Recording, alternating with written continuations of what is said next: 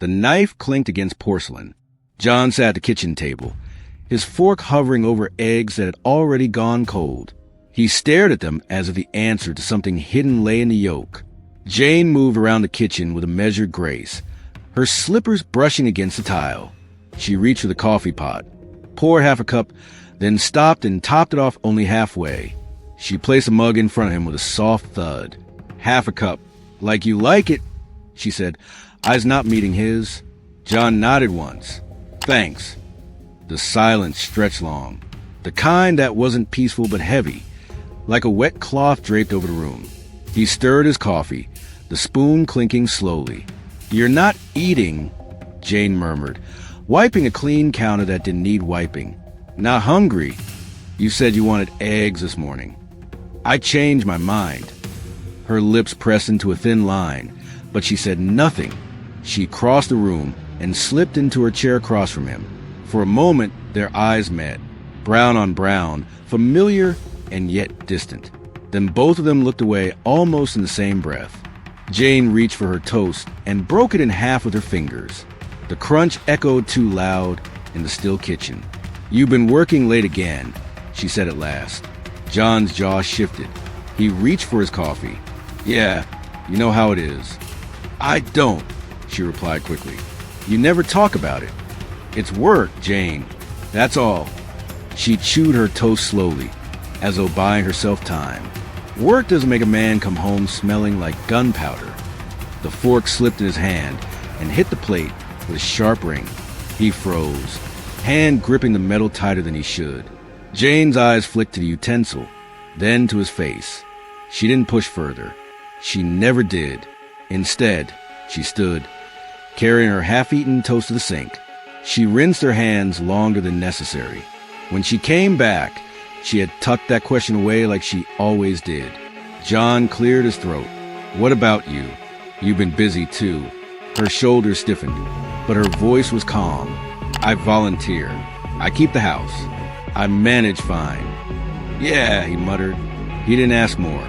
He didn't want to know. The rest of breakfast passed in silence.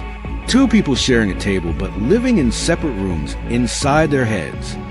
The front yard greeted them with the faint buzz of lawnmowers from distant houses. John bent to tie his shoelaces while Jane adjusted her sweater against the breeze. "You'll be late," she said. "I always am." She looked at him for a long moment, as though waiting for something softer to leave his lips. But he only stood, patted his pocket for his keys, and headed toward the car. "Don't forget dinner tonight," she called. He paused. "Dinner? I told you. The Millers invited us. 8 sharp. John rubbed his temple. "Right. Sure." She gave a small smile that didn't reach her eyes. "Try to be on time." He opened the car door, slid inside, and started the engine. The hum drowned out whatever else might have been said. The drive stretched long and dull. The world outside blurred. Neat lawns, painted mailboxes, kids with backpacks waiting on corners. John's hands gripped the wheel tighter than needed. He pulled into a parking lot, ordinary as any other. To a stranger, he looked like a man headed to work. Suit, tie, briefcase. Just another husband. But as he stepped out, his gaze swept the street with sharp calculation. His steps had rhythm, measured, precise. Inside the building, fluorescent lights hummed overhead. John walked past rows of cubicles, nodding to men in ties, women with folders. He played his part well, slipping into his office with a polite smile. The blinds closed behind him. He set the briefcase on the desk, snapped it open. Inside, not papers. Weapons, neatly arranged, gleaming under the dull light. His reflection caught in the polished steel of a handgun. For a moment, he stared at himself, tie still snug, jaw still tense. A normal man, but not at all. He picked up the gun, weighed it in his hand, then placed it back with care. "Targets don't wait," he muttered under his breath. A folder lay at the bottom of the case. He pulled it out, flipping it open. A photo stared back at him. A man mid-40s, smiled too wide. John studied it, memorizing the lines of the face. Then he closed the file and slid it into his jacket pocket. Time to move. Back at the house, Jane stood at the bedroom mirror, brushing her hair. The brush glided through strands with practiced rhythm, but her eyes never softened. She was watching herself, studying the mask she wore. She set the brush down and reached into the drawer. Beneath neatly folded scarves lay a small black case. She opened it with delicate hands. Inside, a compact pistol, disassembled into neat pieces. A cloth lay beside it, worn from use. She lifted the barrel, ran the cloth along its length. Her fingers moved with the ease of repetition. Her phone buzzed on the dresser. She wiped her hands and answered, "Yes." A pause. "I understand." Another pause. Her eyes narrowed just slightly. "I'll handle it." She ended the call, set the phone down. The brush still sat before the mirror, but her reflection no longer looked like a wife preparing for a quiet day. It looked like someone else entirely. She reassembled the pistol. Piece by piece, the clicks and snaps steady and sure. When it was whole again, she slid it into a slim case and tucked it back into the drawer beneath the scarves. She smoothed her sweater, checked her face once more in the mirror, and left the room. That evening, the Miller's house hummed with chatter. Glasses clinked, laughter spilled over polished counters. John and Jane stood side by side, their smiles rehearsed. To everyone else, they looked like the perfect couple, well-dressed, polite, quiet, but warm. Jane laughed at Mrs. Miller's story about the new dog. John nodded at Mr. Miller's rant about traffic. But in the brief glances they exchanged, a quiet war simmered. "You're late," Jane whispered behind her smile when he leaned in for hors d'oeuvres. "Traffic," John replied, voice tight. "Always traffic. Always complaints." Their smiles never faltered, but their words were sharp as knives. Later, when the evening wound down and they walked back to the car, the silence between them was louder than the party had been. Inside the car, Jane folded her hands neatly on her lap. John started the engine. "Do you even try?" she asked quietly. He glanced at her. "At what?" "At us." His jaw clenched. He stared ahead at the road. "We're fine." "Fine," she repeated, her voice flat. "That's what you call this." He didn't answer. The drive home was long. Back in their bedroom, they prepared for sleep in silence. Jane slipped beneath the covers, back turned to him. John sat on the edge of the bed, staring at the floor. Finally she spoke, voice soft but edged. "When was the last time you looked at me?" His head lifted slightly, but he didn't turn. She rolled over, eyes shining faintly in the dark. "Really looked at me, John." He opened his mouth, closed it again. After a long pause, he said, "Good night." She let out a breath that sounded almost like a laugh, but it wasn't. She turned back over, pulling the blanket tighter. John laid down beside her, two bodies inches apart, hearts miles away. The house was quiet, but beneath the surface, something dangerous stirred. And neither of them knew that soon, the life they had built on lies would crack wide open. The alarm clock blinked red in the half-dark of the bedroom. Its steady pulse painted the ceiling with faint shadows. Jane sat at the edge of the bed long before it rang, her eyes fixed on the clock, waiting. She didn't like waking to noise. It was too sudden, too careless. She preferred control, the kind of control that came from being awake before anyone else expected her to be. The alarm clicked. She silenced it with a quick hand before John stirred. He mumbled something incoherent, turned on his side, and settled again. Jane stood, pulling the blanket neatly over him as though it would keep the cold air from their distance. She padded to the bathroom, where the mirror greeted her with its honest cruelty. Her reflection smiled back with practiced warmth. The kind of smile that said everything was fine. The kind of smile neighbors trusted, friends envied, and strangers admired. But behind the smile, her eyes told the truth. They were watchful, always watchful. Downstairs, the morning stretched long and quiet. She brewed coffee, fried bacon, scrambled eggs. Her movements were smooth, rehearsed, like lines in a play she had performed too many times. When John finally appeared, she set his cup on the table, half full like always. She didn't ask if he wanted sugar. She already knew the answer, just as she knew he wouldn't drink much of it anyway. They exchanged their usual clipped words. Then he was gone, carrying his briefcase into the daylight.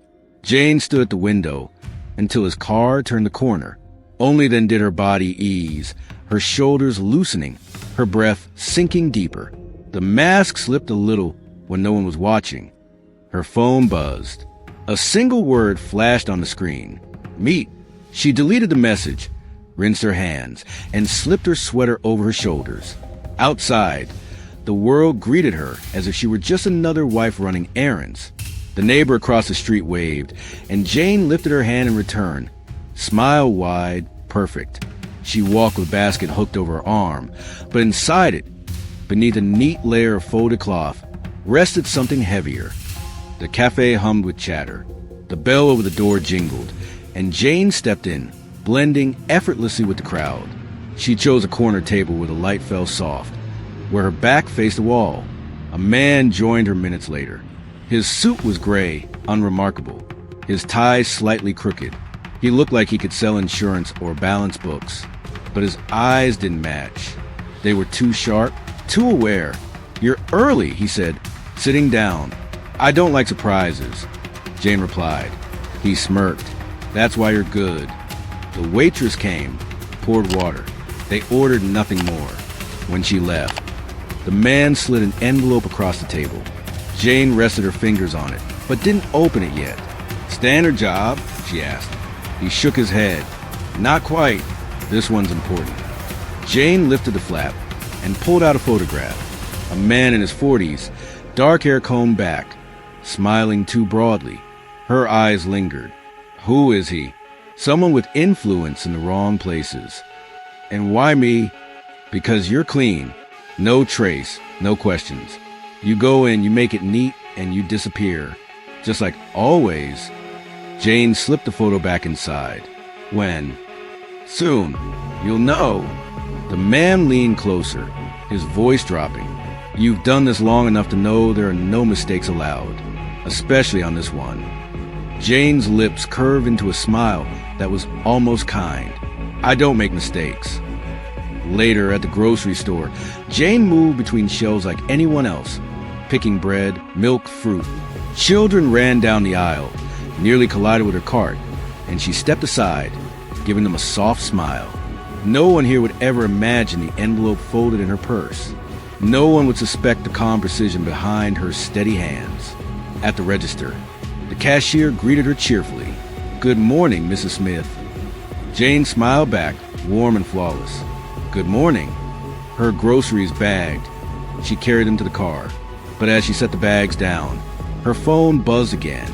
A single message, confirmed, 72 hours. She closed her eyes for a brief second, steadying her breath. When she opened them, her face was calm again. She slid into the driver's seat and turned the key. At home, she unpacked the groceries with care. Apples in the bowl, bread in the tin, milk in the fridge. Her hands moved gently, like any wife filling her kitchen. But once the last bag was emptied, she reached for the drawer beneath the counter. She pulled out the slim black case, opened it, and set it on the table. Piece by piece, she reassembled the pistol inside. The clicks echoed in the quiet house, a sound she knew as well as her own heartbeat. She held it up, sighting along the barrel, then laid it flat. Her phone buzzed again. This time, a voice came through. "You're clear?" "Yes," she answered. "No loose ends?" "None." "You know what happens if you fail." Jane's voice stayed calm. "I don't fail." The line clicked dead. She sat for a while, the gun resting on the table in front of her. Her reflection caught faintly in the polished metal. She thought of John upstairs, thought of the way his eyes had shifted when she asked about his late nights, thought of the smell of gunpowder she had caught once. Faint but unmistakable. Her fingers tightened on the pistol. Then she placed it back in the case, slid into the drawer, and smoothed her sweater as though she had only been folding laundry. That evening, John returned late. His tie was loosened, his eyes tired. "You missed dinner," she said as he walked in. "I was caught up. Always." He dropped his keys on the counter, his movements heavy. "What do you want me to say?"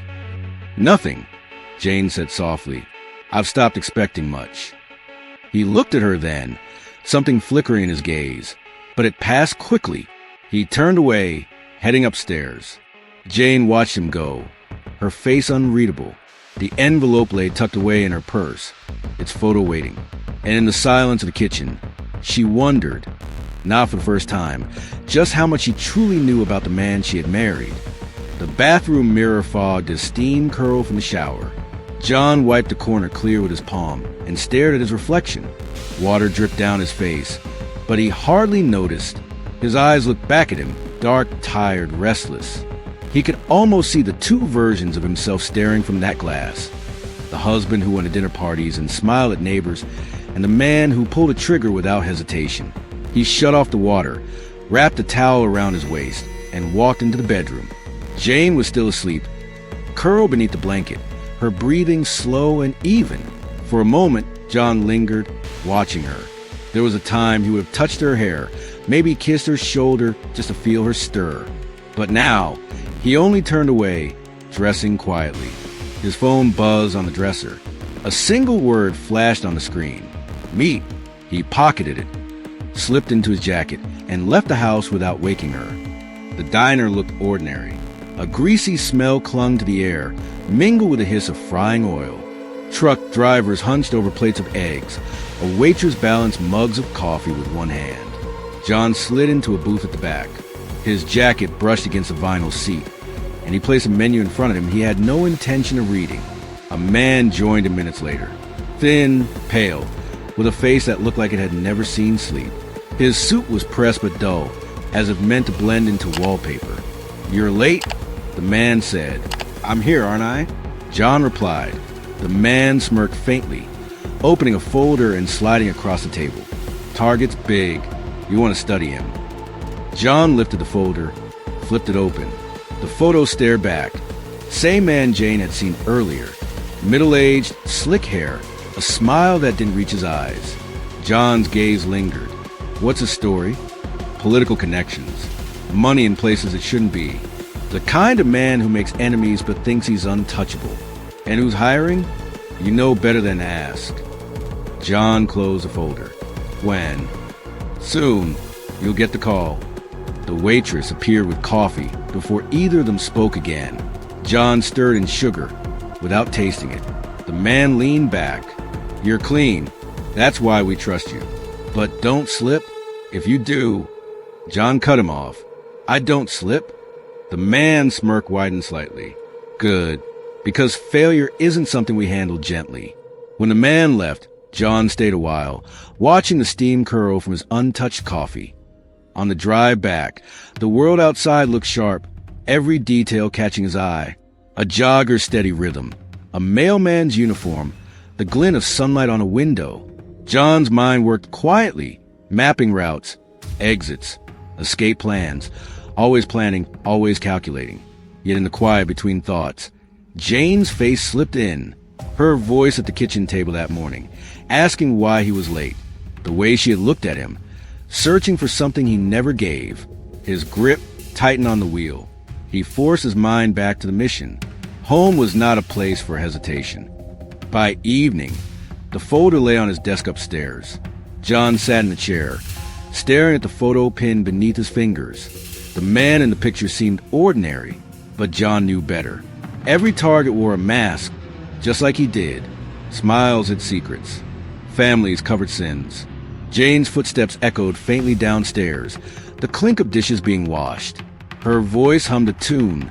Soft, familiar, the kind she always hummed when she wanted to fill the silence. He almost called out to her, almost said something, but what could he say? "I kill for a living. I can't tell you who I am. I can't tell you why I come home smelling like smoke." Instead, he stayed quiet. When Jane entered the room later with folded laundry, he shut the folder quickly. "You're working again," she said. "Yeah, you work too much." He gave a half smile.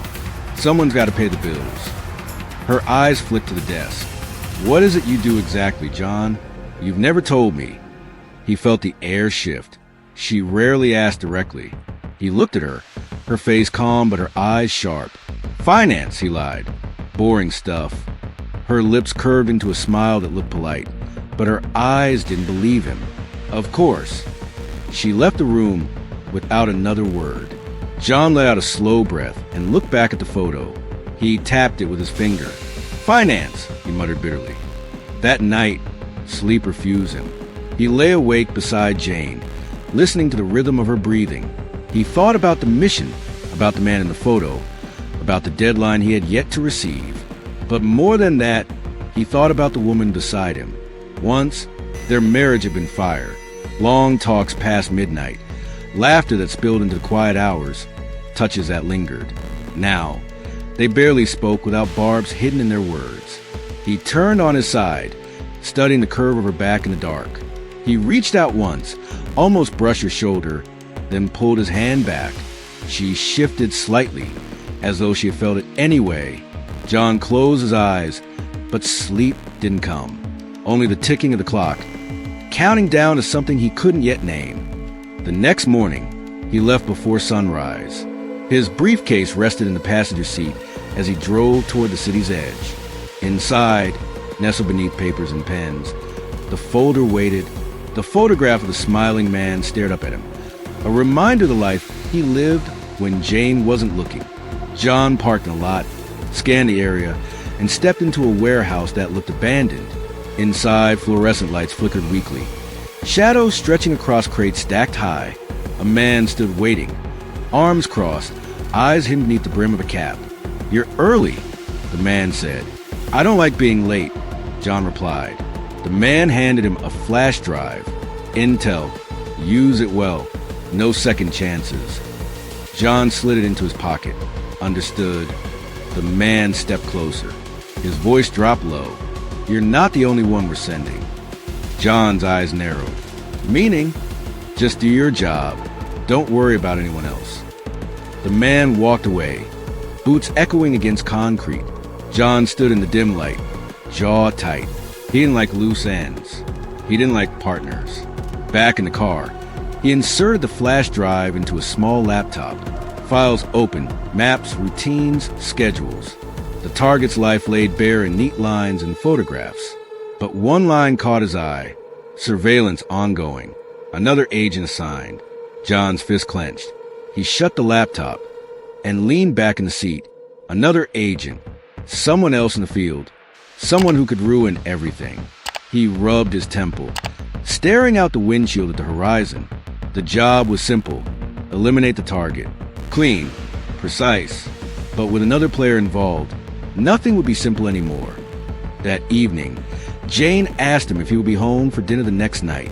"Not sure," he said, loosening his tie. "Not sure," she echoed, her tone unreadable. They stood in the kitchen, two actors reading lines from a script they no longer believed in. John looked at her, at the way she set plates on the table, her hand steady, too steady.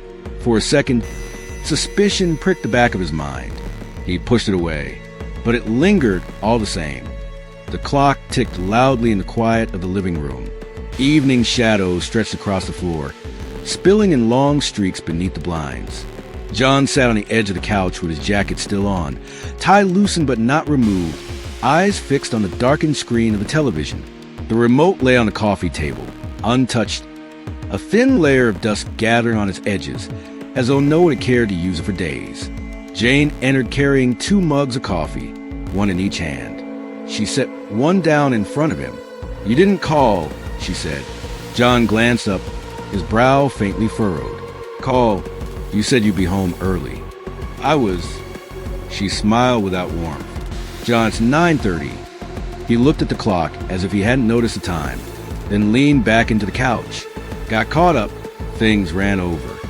"Things," Jane repeated, as though she were tasting the word. She sat across from him, her back straight, the coffee in her hands untouched. "You're getting vague again." He didn't answer right away.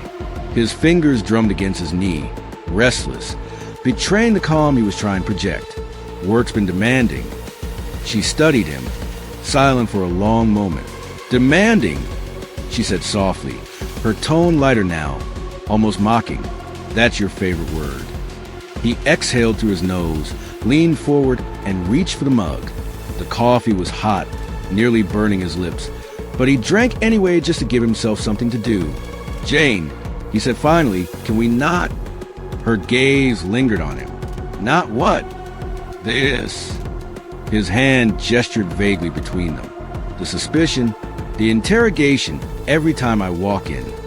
"Every time you walk in after disappearing for hours," she corrected. "Every time you shrug me off with work. Every time you act like I don't deserve to know what's eating your nights." Silence sat heavy between them. Somewhere outside, a car passed by, headlights slicing across the blinds before vanishing again. John set his mug down carefully. "You wouldn't understand." Her eyes sharpened. Wouldn't or shouldn't? He looked at her for a long moment, then turned away. His jaw flexed. He stood across the room and picked up his jacket. "I'm tired. I'm going to bed." Jane remained seated, her coffee untouched, her expression unreadable. She watched him leave, the quiet echo of his footsteps trailing up the stairs. When the sound faded, she exhaled slowly and set her own mug aside. Her gaze lingered on the empty hallway. Then she rose, moved to the kitchen, and opened a small drawer beneath the counter. Hidden beneath receipts and stray pens was a slim, black phone. She pulled it out, the screen lighting her face as she typed quickly. A message appeared, target confirmed. Timeline advancing. Will report soon. She stared at it a moment longer before pressing send. Upstairs, John sat at the edge of the bed, staring at his own reflection in the dark glass of the window. His phone lay in his hand. After a long hesitation, he typed complications. Spouse is asking questions. Still on schedule. He didn't hit send immediately. He sat there, thumb hovering, his reflection staring back at him like a silent accuser. Finally, he pressed the button. From downstairs, the faint clink of dishes reached his ears. Jane moving about in the kitchen, pretending everything was normal. He closed his eyes. The following morning unfolded like ritual. John in his crisp shirt and quiet tie. Jane at the counter, slicing fruit, pouring coffee, setting the table with precise movements that felt rehearsed. Neither spoke more than a few words. "Toast?" she asked. "Sure. Orange juice. Please." The silence between each phrase grew heavier, thicker, until it was easier not to speak at all. At one point, John reached for the newspaper folded neatly at the edge of the counter. Jane's hand brushed it by accident. They both pulled away too quickly as it burned. Finally, John cleared his throat. "You working late tonight?" Jane's knife paused on the cutting board. She didn't look up. "Maybe." He studied her, his brow lowering slightly. "You've been busy." She glanced at him then, eyes narrowing just faintly. "So have you." Neither smiled. The toast popped up, startling them both.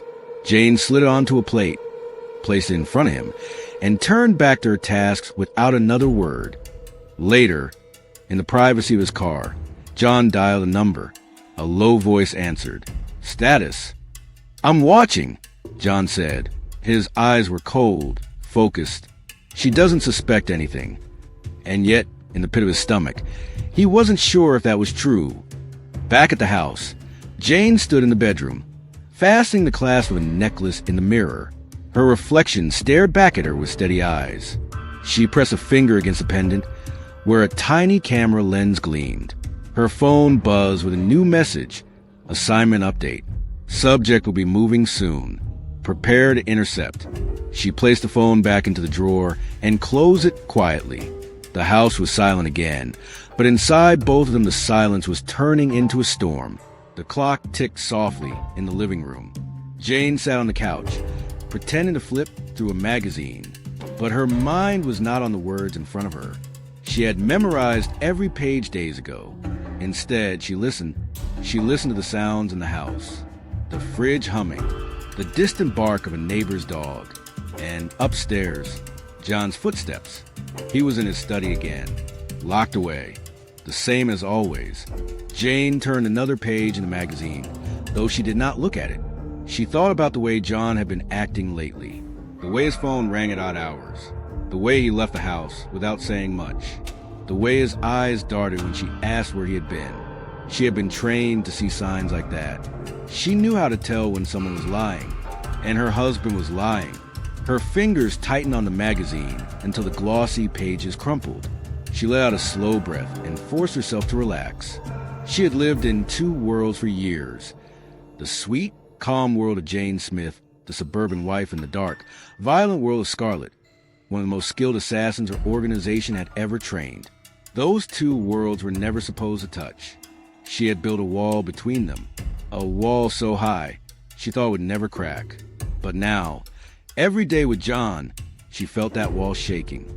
That night, she cooked dinner. Spaghetti, his favorite. She set the table neatly, candles glowing in the middle. She placed the steaming plates down just as John came down the stairs. He smiled at her, that easy, warm smile she had fallen in love with years ago. "Smells good," he said, pulling out his chair. Jane forced herself to smile back. "I wanted tonight to be special." They ate quietly at first. The only sounds were forks clinking and the softest of the candles. Then Jane set her fork down and looked at him. "Where were you today?" she asked. John froze for just a second. It was small, so small anyone else would have missed it. But Jane didn't. He wiped his mouth with a napkin. "Work, same as always." Jane tilted her head, studying him. "Work at the office?" "Yes." He nodded too quickly. Another crack in the glass. She smiled gently, but her heart beat faster. She wanted to shout at him, to demand the truth, but she couldn't, because if she tore down his wall, she knew hers would fall too, and she wasn't ready for that. Not yet. Later that night, when John was asleep, Jane sat by the window in the dark. The moonlight fell across her face. Her mind spun like a wheel. Her handler's words echoed in her head. "Your marriage is your cover. Nothing more. Keep it clean. Keep it simple. Do not let emotions get in the way." But it was too late for that. She loved John. Truly loved him. She had built her life around him, even if it was meant to be a disguise at first. Still, she couldn't ignore the signs. Something was wrong. She thought back to the last week. She had followed him once, quietly, keeping her distance. She had seen him walk into an old warehouse. She had waited for hours. When he came out, his shirt was dirty, his expression hard. He hadn't seen her. That had been enough to tell her that her sweet, quiet husband was hiding something. But what? A secret job? A hidden life? A mistress? Jane's chest tightened at the thought. She would rather it be anything else. Anything except the truth she feared the most, that he was like her. The next day, Jane sat at the kitchen table, drinking coffee. The morning light spilled through the window. John came in, dressed sharp, ready to leave. "I'll be home late," he said, kissing her cheek. "Where are you going?" she asked softly. He smiled, but his eyes avoided hers. "Work." She forced a laugh. "Of course. Work." When the door closed behind him, Jane's hand trembled around her coffee mug. Her phone buzzed. She looked at the screen. A single message. New assignment. Location attached. Target must be eliminated in 48 hours. Failure means termination. Jane's stomach sank. She opened the file. A man's face appeared. Grainy photo. Strong jaw. Dark eyes. She froze. The photo wasn't John. But the location, she knew it. She knew it too well. It was the same warehouse she had seen John enter. Her blood ran cold. That evening, Jane dressed carefully. Black clothes, light boots. The clothes of Scarlett, not Jane Smith. She checked her weapons. Knife, pistol, silencer. Every tool felt familiar, comforting, like an old friend. She looked at herself in the mirror. Gone was the suburban wife. The assassin had returned. But inside, her heart trembled. She whispered to herself, "Please, John, don't be there. Don't let me see you tonight." But deep down, she already knew. She felt it in her bones. Jane moved through the dark like a shadow. The warehouse loomed ahead, its metal walls cold in the moonlight. She slipped inside, silent as a whisper. She followed the sound of footsteps. Steady, careful, professional. Not the footsteps of an ordinary man. She hid behind a stack of crates and peered around the corner. Her breath caught. It was John. He wore black. His face was hard, focused. His hand rested on a pistol. Jane's knees went weak. Her heart screamed inside her chest. She wanted to cry, to run, to throw herself at him and beg him to stop. But training kept her still. Training reminded her the rule: eliminate the rival or be eliminated. John wasn't just her husband anymore. He was her target. She pulled back behind the crates, covering her mouth with her hand. Tears burned her eyes. She couldn't let him hear her. She couldn't let him see her like this. She thought of their life together. The first time he held her hand, their wedding day, the lazy Sunday mornings, the silly little fights about groceries. All of it had been real, at least to her. And now it was crumbling. She wiped her eyes quickly. The mission had begun. Jane crept to a higher platform, her gun in her hand. From above, she aimed at John. Her finger rested on the trigger. One shot. That was all it would take. But her hand shook. She couldn't do it. She lowered the gun, biting her lips so hard it bled. And then John turned suddenly, his eyes scanning the shadows. His pistol rose. For a heartbeat, their eyes met. And in that moment, everything shattered. The walls, the lies, the secrets. They saw each other. Truly saw each other.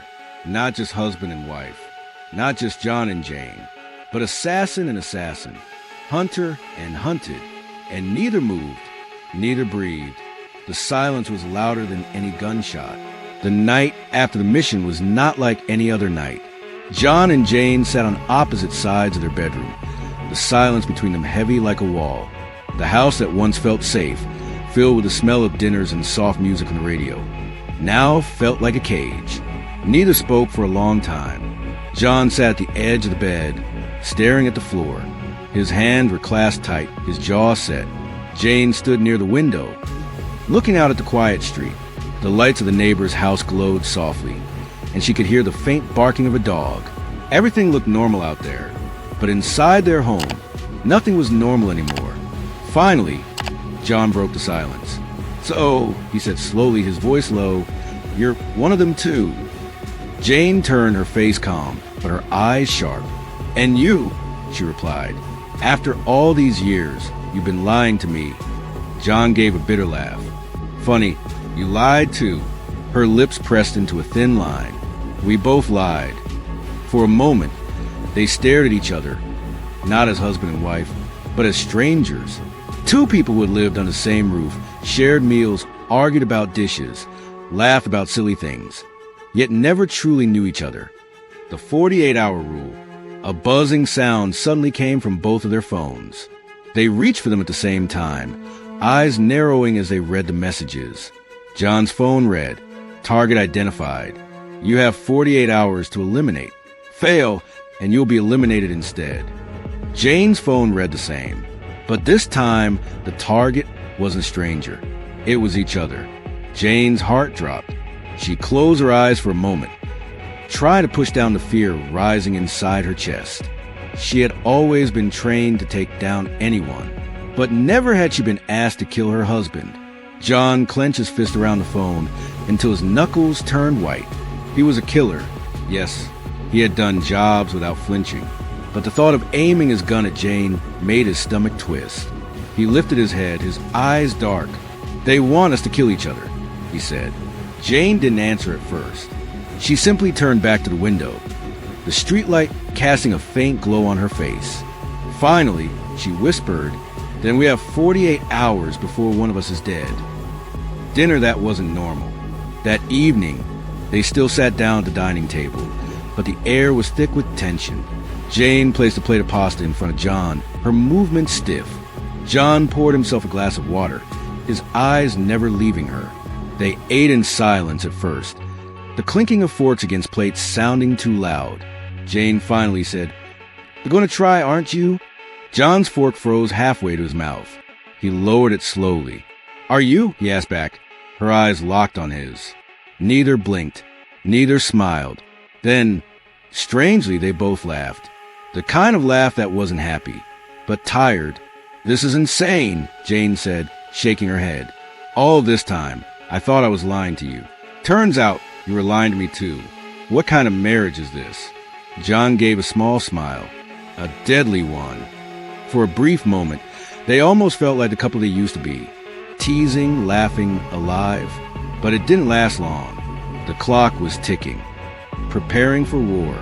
After dinner, they went their separate ways in the house. John went to the garage. Jane went to the basement. John opened a lockbox hidden under the workbench. Inside was a collection of weapons, guns, knives, explosives, each neatly stored. He ran his hand over them, his mind racing. Jane, in the basement, pulled out her own hidden stash behind a false wall. Small black cases full of tools, blades, and poisons. She checked each one carefully, her face expressionless. They both knew what they were doing. Preparing, not for strangers, not for missions, but for each other. And yet, neither could truly bring themselves to imagine pulling the trigger. Sleepless night. That night, neither slept. Jane lay in bed, staring at the ceiling. She thought of their wedding day. John smiled, the way he held her hand, the way they danced under the soft glow of lights. She thought of the arguments too, the cold silences, the way their love had grown distant. John lay beside her, his body stiff, eyes wide open in the dark. He remembered the first time he saw Jane at the cafe years ago, the way she laughed at his bad jokes, the way he thought she was different from everyone else. Now, here they were, husband and wife, but also assassin and assassin. The clock on the nightstand ticked loudly, every second a reminder. 48 hours, then 47, then 46. Time was slipping away. The first move. The next morning, John woke early. He moved quietly, careful not to wake Jane. He reached for his weapon case, sliding a pistol into his waistband. But when he turned around, Jane was already awake, sitting on the chair across the room, her own gun in her hand. "Planning something?" she asked calmly. John froze. "I could ask you the same." For a long moment, neither moved. The tension was so thick it felt like the air itself would snap. But then Jane lowered her gun. "Not yet," she whispered. "Not like this." John did the same. They stood there, staring at each other. Two killers trapped in a marriage built on lies. A strange understanding. That day, they acted like nothing was wrong when they stepped outside. They waved at neighbors, smiled politely, even chatted about the weather with the old lady next door. To everyone else, John and Jane Smith were just another ordinary couple. But behind the smiles, both knew the truth. Every word, every look, every movement could be the start of the fight that decided everything. And yet, deep inside, neither truly wanted the other dead. As the day wore on, a strange understanding began to form. They weren't enemies. Not really. They weren't just husband and wife, either. They were two people caught in a cruel game, forced to fight when all they wanted was to live. The 48-hour countdown ticked on, but something inside them both whispered the same thing. Maybe they didn't have to kill each other. Maybe they could find another way. And so, as the sun set on the first day of the countdown, John and Jane Smith sat side by side on the porch, silent but together. Neither trusted the other fully. Neither knew what tomorrow would bring. But for the first time since discovering the truth, they weren't thinking of pulling the trigger. They were thinking of surviving. Together. John sat in the darkness of the garage, his gun resting in his lap, his eyes fixed on the dim glow of the streetlight outside. The Smith house, their perfect suburban home, looked so calm from the outside. The neighbors would never guess that inside these walls, war was brewing. A war between husband and wife. John pressed his hand against his forehead, breathing slowly. He had faced countless missions in his life. Governments toppled, dangerous men eliminated, entire organizations brought to their knees. But nothing had ever shaken him like this. Because this time, the target wasn't a stranger. This time it was Jane, his wife. The same woman who cooked pancakes on Sundays, who argued with him about what curtains to buy, who laughed when he spilled coffee on himself. For years, he had thought their marriage was ordinary, maybe even a little boring. Now he knew why. She hadn't been ordinary. She had been hiding the same secret life he was hiding. An assassin, just like him. John closed his eyes, remembering the moment they had both discovered the truth. The mission site, the gunfire, the way she had moved with deadly precision. At first, he hadn't wanted to believe it. He had wanted to think it was just someone who looked like her, someone who happened to fight like a professional killer. But no, it was Jane. It had always been Jane. And now, the rules were clear. The organizations they worked for had given them 48 hours. One had to die, or both would be killed. John gripped the gun tighter. He knew what was expected of him. He had always been a survivor. He had always done what needed to be done. But the thought of pulling the trigger on Jane, it tore him apart. He stood up and walked into the living room. The silence was heavy, broken only by the ticking of the clock on the wall. Every creak of the floorboard felt like a gunshot in his chest. He knew Jane was somewhere in the house, hiding, waiting, maybe planning her move. They had already clashed twice, once in the kitchen, once in the bedroom. Each time, it had been brutal, fast, and messy, and each time, neither of them could bring themselves to finish it. But the clock was ticking. John sat on the couch and leaned back, staring at the ceiling. His mind drifted to their first date years ago. He remembered how she had worn that red dress, how her eyes had sparkled when she laughed. He remembered thinking she was too perfect, too sharp, too controlled. Now it all made sense. She had been trained, just like him. He chuckled bitterly. We were lying to each other from the very beginning. Still, he couldn't deny the truth in his heart. He loved her, even now, even after all the secrets, even with a gun between them. He loved her. So what was he supposed to do? A soft sound made him snap to attention. Footsteps. John turned his head slightly. The sound came from upstairs. Quiet, careful, almost silent. Almost. He stood, moving like a shadow, gun in hand. His pulse quickened. Was she trying to ambush him? Or was she simply walking around, just as restless as he was? He climbed the stairs slowly, each step a test of his nerves. The hallway was dark, only faint light spilling from the bedroom door at the end. And there she was, Jane. She was standing by the dresser, loading her weapon, her face calm but her eyes sharp and alert. For a long moment, neither spoke. Husband and wife, assassin and assassin, staring at each other across the room. Finally, John broke the silence. Couldn't sleep? Jane's lips curled into the faintest smile. Not with you lurking around. He raised his gun slightly. She raised hers in response. It was the same dance, over and over again. Two predators circling each other. Are we really going to do this? John asked softly. Jane tilted her head. Do we have a choice? His finger hovered over the trigger. He knew he could end it here. One shot, clean and fast. He had done it hundreds of times before, but his hand trembled, his heart raced, and his eyes betrayed him, because deep down he didn't want her gone. They stood in silence, the tension stretching between them like a wire ready to snap. Then Jane spoke, her voice lower, almost vulnerable. John, what if we didn't? He frowned. Didn't what? Didn't kill each other. The idea struck him like a bullet. Crazy, impossible, dangerous, and yet tempting. You know what they'll do if we don't. John said. Yes, she replied. But maybe we could fight them instead. John stared at her, his chest tightening. Could it work?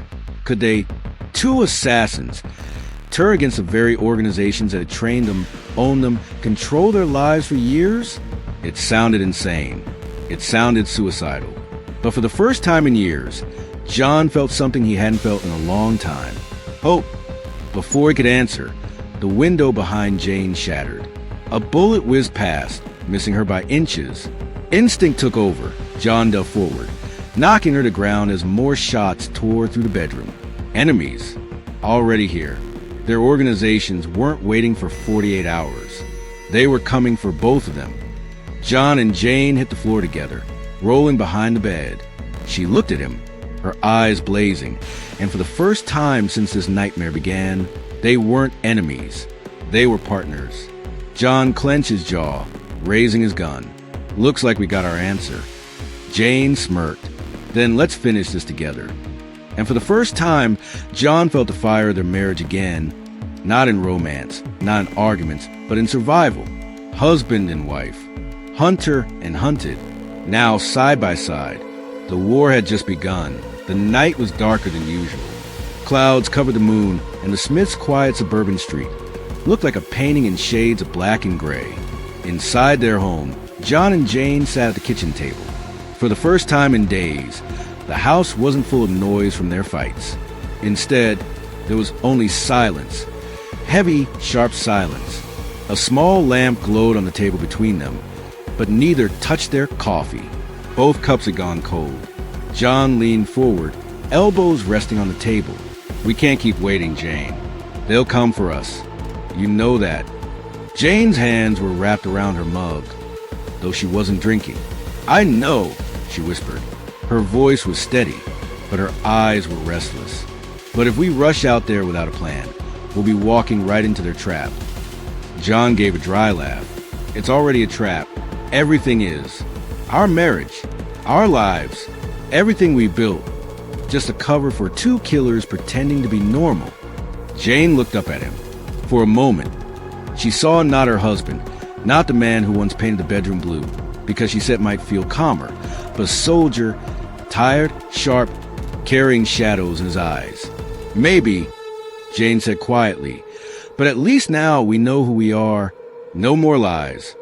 That truth stung more than any bullet. Just then, the silence broke. John's phone buzzed. A message flashed on the screen. He turned it so Jane could see. 40 hours left. Eliminate her or die. A beat later, Jane's phone buzzed too. She pulled it out and showed him. 40 hours left. Eliminate him or die. They stared at each other. Same words. Same threat. Same countdown. "This is it," John said. "They want us desperate. They want us to choose survival over love." Jane's jaw tightened. "Then let's give them something else.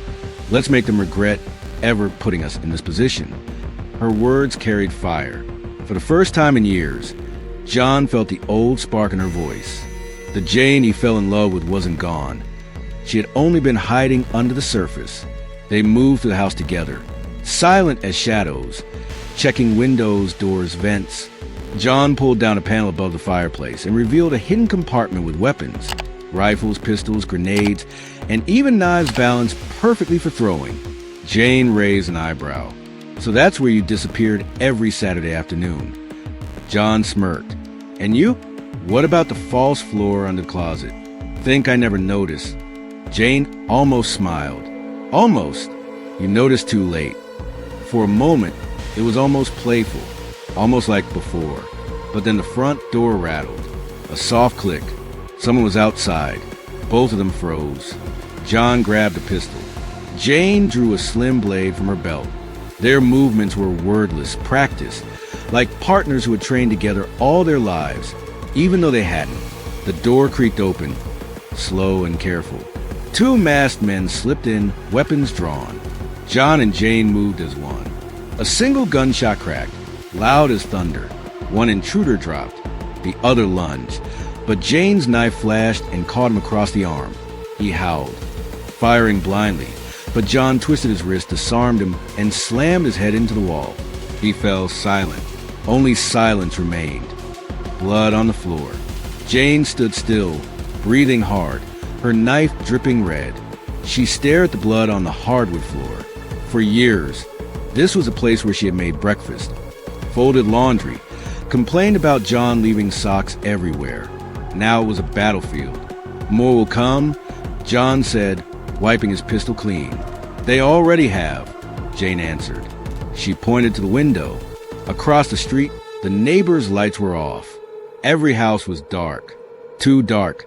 John cursed under his breath. "They've cleared the block. We're surrounded," Jane said. They moved upstairs quickly. John pulled a duffel bag from under the bed, stuffing it with ammunition. Jane checked her watch. 39 hours now," she muttered. "We don't have 39 hours," John said. "We don't even have 3. Jane hesitated. For years, she had been taught to survive alone, to trust no one, to always finish the mission, no matter what. Now, everything inside her was screaming to run, to disappear, to save herself. But when she looked at John, standing by the window, shoulders tense, eyes sharp, she realized something. For the first time in her life, she wasn't alone.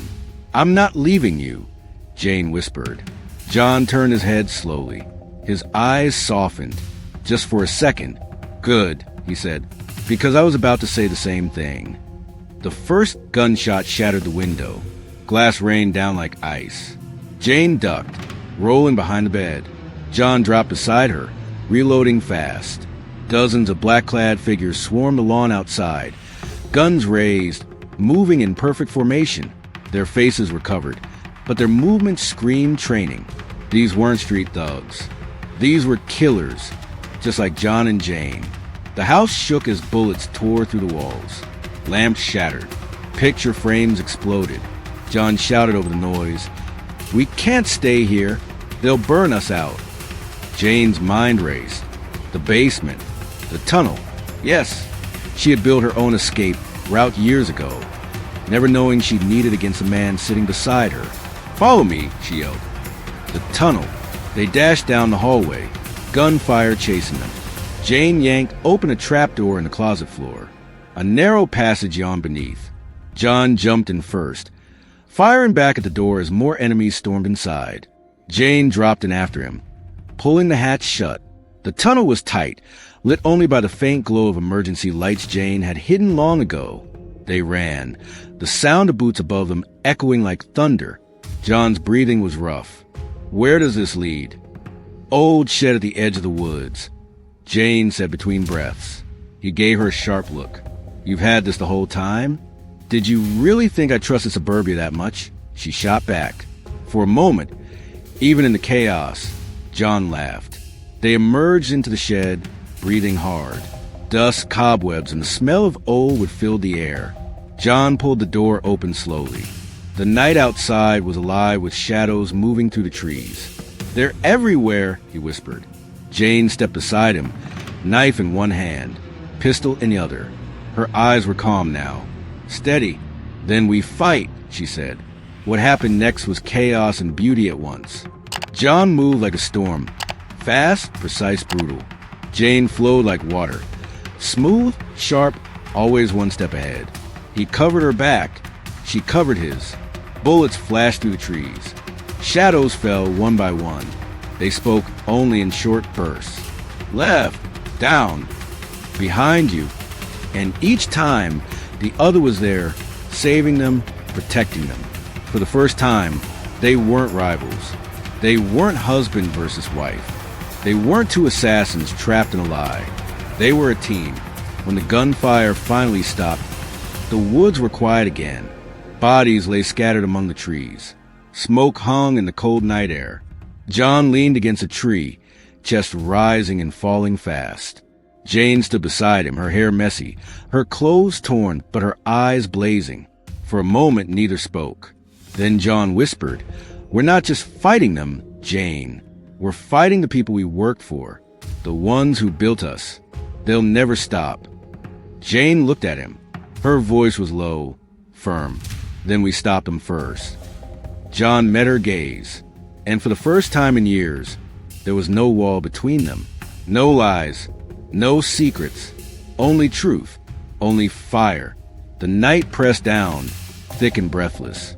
A lamp on the dresser cast a dim, golden circle across the room, catching the edges of overturned furniture and the shattered glass that still glittered faintly on the floor. John leaned against the wall. One hand pressed his ribs where Jane's blade had grazed him. His chest rose and fell unevenly, each breath scraped with both pain and rage. Jane sat on the edge of the bed, head bowed, hair falling loose around her face. She had a thin cut on her cheek, a line of red that stung in the silence. She didn't look at him. She couldn't. John broke first. His voice was low, sharp, almost a growl. "You didn't even hesitate." Jane's fingers tightened around the hem of her sleeve. "Neither did you." He laughed, bitter and dry, shaking his head. "Funny, the woman who sleeps in my arms every night, who pretends to love me," she aimed straight for my throat. Her head lifted, eyes flashing. Pretends? Don't twist this. I didn't choose this life. I chose you. But apparently, that wasn't enough to keep us safe from what we are. John's jaw clenched. He pushed off the wall, wincing at the sting in his side, and moved closer. Safe? You call this safe? We've been lying to each other since day one. You had every chance to come clean. And so did you. Jane shot back. Her voice was sharp, but beneath it trembled something fragile. All those nights, all those mornings, how many times did you almost tell me? How many times did you stop yourself because you were scared of losing a lie? The silence that followed pressed heavier than the air. John ran a hand over his face, dragging down slowly, as if trying to wipe away years of deception. He looked at her again, really looked. And for the first time, she seemed almost unreachable, like someone he had never truly known. Tell me one thing, he said finally, voice softer. Was it real? Any of it? Her chest rose with a trembling breath. Every second, every touch, every word. But that doesn't change what's between us now. John let out a bitter laugh, though his eyes betrayed something else, something more wounded. So what, Jane? Do we finish it? Do we kill each other and give the agencies what they want? Or do we keep pretending until one of us doesn't wake up? Jane's gaze lingered on him, her hand resting on the bandage she had hastily tied around her arm. She wanted to hate him. She wanted to drive the blade home and end the impossible tension clawing at her chest. But her heart refused to let go. She whispered, almost to herself, I don't know if I want to kill you or hold you. John's throat tightened. He turned away, staring at the broken glass scattered across the floor. For a moment, he saw their life together reflected there.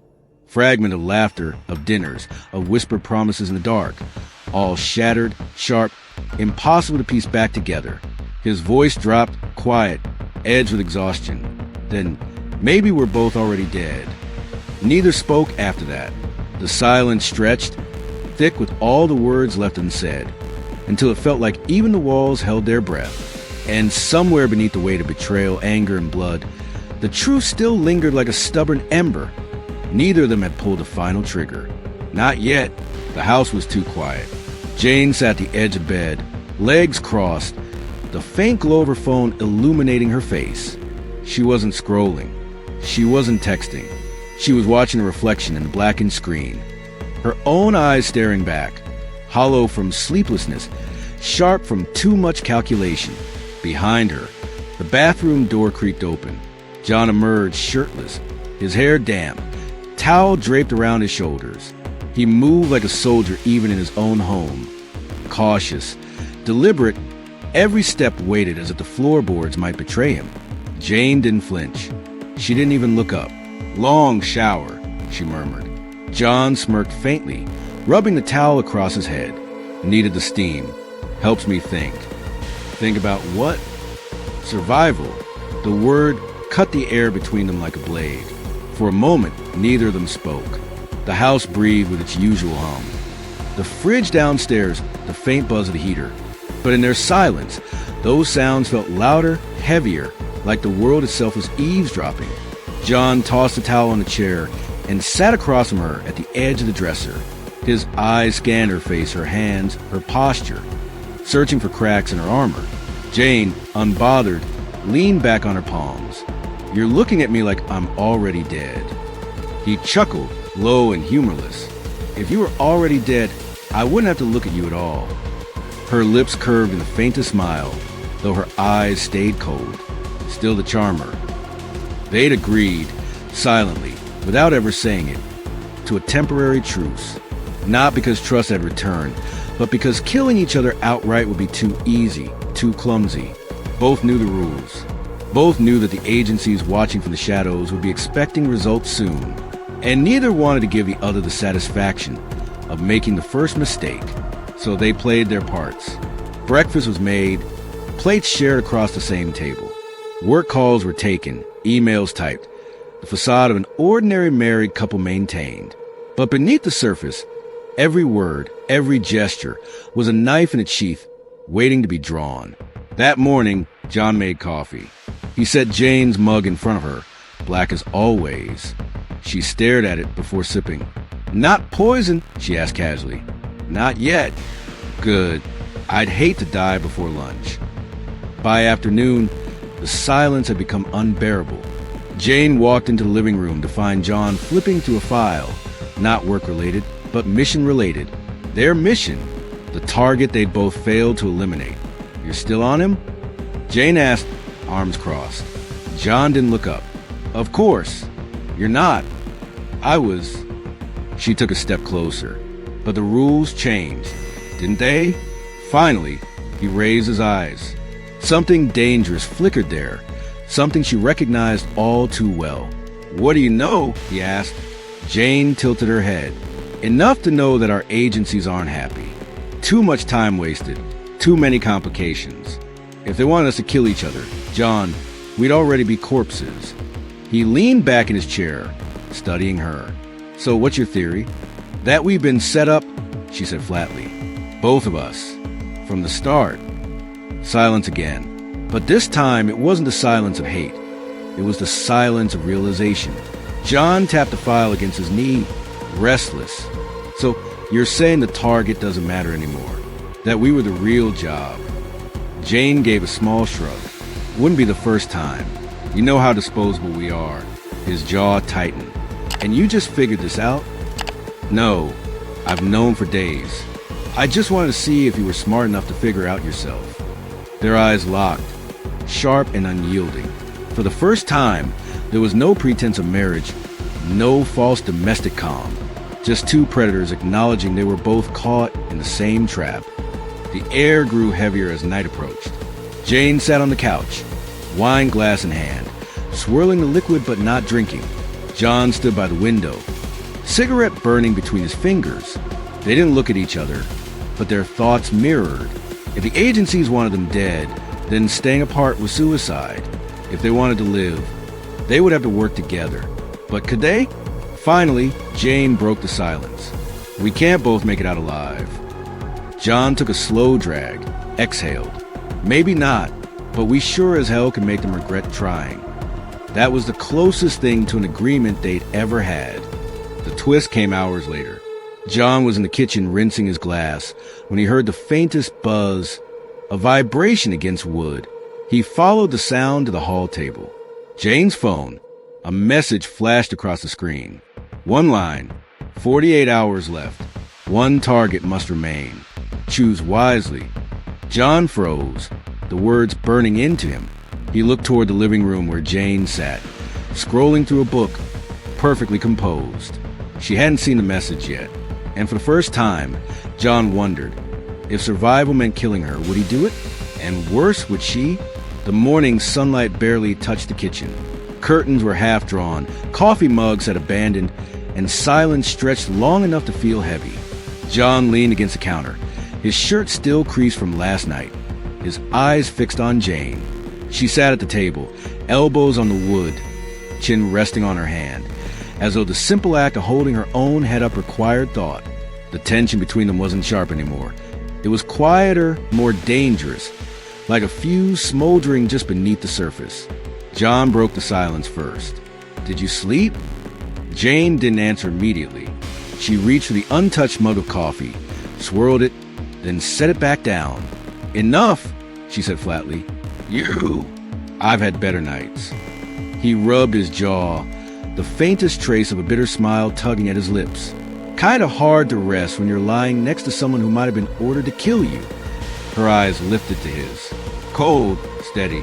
"If I wanted to, you'd never have woken up." John studied her, and for a moment, something like admiration flickered through the suspicion. Fair point. The silence returned, thicker this time. The house seemed to breathe with them, with creaking, the hum of the refrigerator, the faint tick of the clock. Finally, Jane pushed back her chair, its scrape against the floor sounding almost violent. "We can't keep circling this. What do you propose? That we just forget we've been set up to end each other?" Her voice was low, tight. "No, I'm saying we stop playing by their rules." John tilted his head, skepticism painted across his face. "Their rules are the only reason we're still alive." "No," she said firmly. Their rules are the reason we're on opposite sides of this table. Whoever gave those orders, whoever thought it would be entertaining to pit us against each other, didn't just miscalculate, they underestimated us. John leaned forward, hands gripping the edge of counter. And you think teaming up changes that? Jane stepped closer, her shadow falling across him. I think survival changes that. You want to live, John? Because I do. And right now, the only way that happens is if we stop pretending we're enemies. His jaw clenched. The idea made sense, but sense was dangerous when it came wrapped in trust. He searched her face for cracks, something to tell him this was a bluff, another angle. But her eyes didn't flinch. You're asking me to gamble on you, he said finally. Jane allowed herself the faintest smile. You married me. Isn't that what you've been doing all along? The weight of her words hung between them. For the first time in days, John let out a sound that almost resembled a laugh. Not quite, but close enough. He nodded once, slowly. All right, we play this together. But if you so much as twitch the wrong way, I'll know before you do, she interrupted. The threat should have unsettled him. Instead, it grounded him. Oddly, her honesty felt more reliable than any false reassurance could. John finally exhaled, long and heavy, like he'd been holding his breath for weeks. So where do we start? Jane leaned against the counter beside him, her shoulder brushing his. For the first time since everything unraveled, they stood side by side instead of across from each other. We start, she said quietly, by finding out who really wants us dead. The air inside the house was motionless, heavy with a silence so deep it felt alive, the kind that pressed on the chest and made every breath louder than it ought to be. John closed the door behind him and leaned his back against it, his fingers resting on the polished wood as though he needed its weight to keep him steady. He didn't call her name. He didn't need to. He could feel her presence in the house, the same way one feels the warmth of a flame, without seeing it. Jane was in the kitchen, standing by the counter with a glass of water she hadn't touched. She didn't turn when he walked in. I thought you might not come back, she said quietly. John's jaw tightened. And I thought you might not be here. Her lips curved into something that was not quite a smile. Yet here we are. He stepped further in, slow, deliberate, the floor creaking faintly under his boots. He watched her back, the way her shoulders held a tension too precise to be ordinary. Jane! His voice broke the silence like a match being struck. We can't both keep pretending. Not anymore. She set the glass down, finally turned to face him. Her eyes were tired but sharp, filled with something unreadable, grief, anger, and a longing she hadn't allowed herself to admit until now. Do you know what the hardest part was, John? She asked. It wasn't the missions. It wasn't the lies. It was coming home every night and laying beside you, wondering when the truth would finally catch up to us. He swallowed, his throat dry. And now it has. Her gaze held his, unflinching. My orders haven't changed. Have yours. John hesitated. His silence was the answer. Jane let out a breath that trembled faintly, though her body remained steady. She reached for the drawer by her side, pulling it open. The glint of metal caught the dim kitchen light. She placed a gun on the counter, between them, not pointed at him. I don't want to do this, she whispered. John's hand brushed against the inside of his jacket. He could feel the cool steel waiting for him. But he didn't move. Instead, he stepped closer until only the counter separated them. I've lived a life of orders, Jane. Missions, targets, ghosts, but nothing, his voice cracked and steadied. Nothing ever felt as real as us. For the first time in hours, she blinked, and he caught the glimmer of moisture in her eyes. If we walk away, they'll kill us both. Then we walked together, he said, firm now, a decision forged in his tone. She stared at him for a long moment, her hand resting beside the weapon. Her fingers twitched once, caught between habit and hope. Finally, she pushed the gun toward him, not in surrender, but in trust. The silence stretched. The decision lingered like smoke between them. Then John reached across the counter, not for the weapon, but for her hand. His grip was steady, his thumb pressing into her skin like an oath. Her lips parted, as if to argue, but instead, she let out a broken laugh. Half relief, half disbelief. We're not going to make it easy for them, are we? John's eyes darkened, but a flicker of a smile touched his mouth. Since when did we ever? And for the first time that night, their masks fell completely. No secrets, no missions, no sides. Just two people who had chosen each other, even against the weight of everything else. Outside, the night stretched endlessly. Somewhere beyond their walls, orders waited to be carried out. Teams already in motion, inevitability pressing in from all directions. But inside, for that one fragile moment, they were untouchable. Two assassins, two lovers, not enemies, not anymore. Whatever came next, they would face it together.